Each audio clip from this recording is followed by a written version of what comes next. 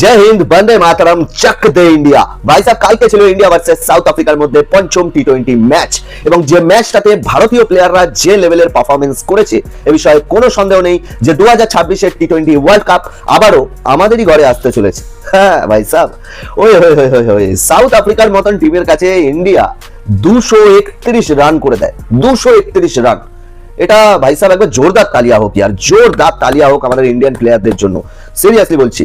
আর এটা এই 231 রান পর্যন্ত পৌঁছানোটা হয়তো সম্ভব হয়েছে সারা শুভমান গিল খেলেনি বলে। সিরিয়াসলি বলছি ভাই, যদি শুভমান গিল খেলতো তাহলে হয়তো ওই 28 বলে 30 রান করতো আর ম্যাচের প্রথমেই পঙ্গি মেরে ছেড়ে দিত। হ্যাঁ, কালকে চোটের কারণে শুভমান গিল খেলেনি এবং শুভমান গিলের জায়গায় সুযোগ পায় আমাদের সঞ্জু স্যামসন।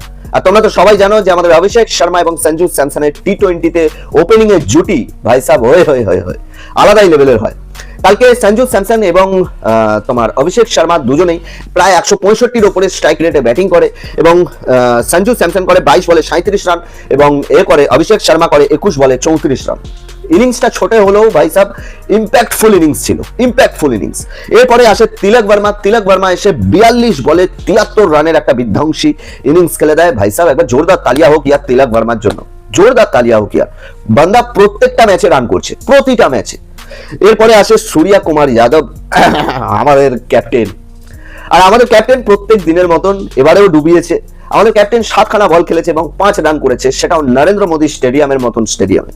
মানে যেখানে নরেন্দ্র মোদী স্টেডিয়ামের পিচ, যেখানে একদম পাটা পিচ হয়, সলিড ব্যাটিং পিচ হয়, সেখানেও কিন্তু সূর্য কুমার যাদব প্রতিদিনের মতন ফ্লপ। এটা একটুখানি কষ্টকর বিষয়। সামনে আসছে টি-20 ওয়ার্ল্ড কাপ, সূর্য কুমার যাদবের ফর্মে থাকাটা জরুরি, আর সত্যি জরুরি। কিন্তু সূর্য কুমার যাদবের মতন ব্যাটসম্যান যদি আউট অফ ফর্ম থাকে ওয়ার্ল্ড কাপেও, তাহলে জানি না যে ওয়ার্ল্ড কাপ আসবে কিনা। তবে যাই হোক, এরপরে আসে আমাদের কুংফু পান্ডিয়া, দা হার্দিক পান্ডিয়া। हार्दिक जैसा कोई हार्डिच नहीं है, সিরিয়াসলি বলছি ভাই, হার্দিক जैसा कोई हार्डिच नहीं है।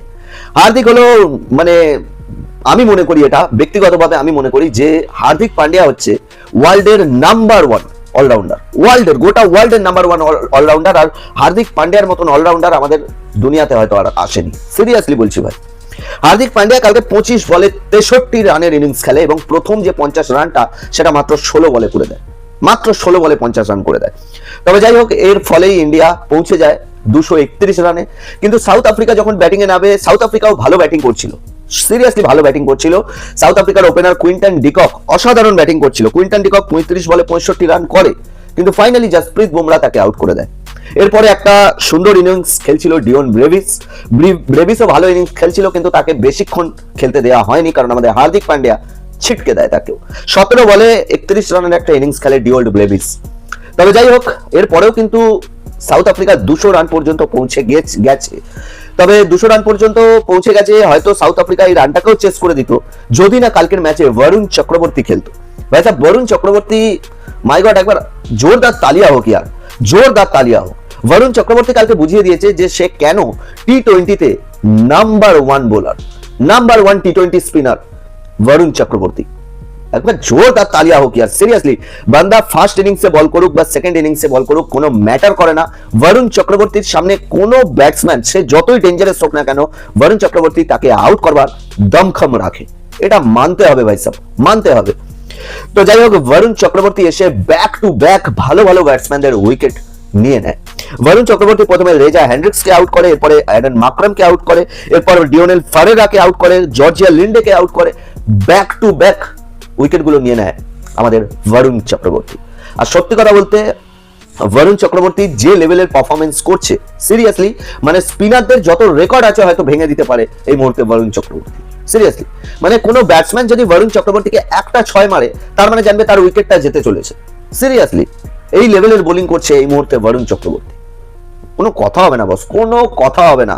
তবে যাই হোক, কালকের ম্যাচ ফাইনালি ইন্ডিয়া জিতে গেছে এবং শুধু ম্যাচ নয়, সাথে ইন্ডিয়া এই সিরিজটাও জিতে গেছে এবং গৌতম গম্ভীরের মুখে ফাইনালি একটুখানি হাসি এসেছে। আর হ্যাঁ, এই হার্দিক পান্ডিয়া এবং বরুণ চক্রবর্তী যে লেভেলের পারফরমেন্সটা করেছে, হার্দিক পান্ডিয়া ভালো পারফরমেন্স করেছে কালকে, এই বিষয়ে কোনো সন্দেহ নেই। যার কারণে হার্দিক পান্ডিয়া কালকে প্লেয়ার অফ দ্য ম্যাচ হয়েছে এবং বরুণ চক্রবর্তী হয়েছে প্লেয়ার অফ দ্য সিরিজ। একবার জোরদার তালিয়া হোক ইয়ার দুজনের জন্য। আর এই লেভেলের পারফরমেন্সটা যদি ওয়ার্ল্ড কাপেও করতে পারে, কোনো সন্দেহ নেই ওয়ার্ল্ড কাপ আমাদের ঘরেই আসবে, আমাদের ঘরেই থাকবে। এ বিষয়ে কোনো সন্দেহ নেই এই মুহূর্তে টি-20-তে ইন্ডিয়াকে হারানো কোনো ছোট মোটো বিষয় না। তবে তোমার কি মনে হয় ওয়ার্ল্ড কাপের স্কোয়াডে কোন কোন প্লেয়ার থাকতে চলেছে অবশ্যই কমেন্ট করে জানিও। সাথে ভিডিওটা ভালো লাগলে লাইক কমেন্ট শেয়ার করে চ্যানেলটাকেও সাবস্ক্রাইব করে নিও। ওকে, চলো টাটা বাই বাই, দেখা হচ্ছে নেক্সট কোনো ভিডিওর সাথে।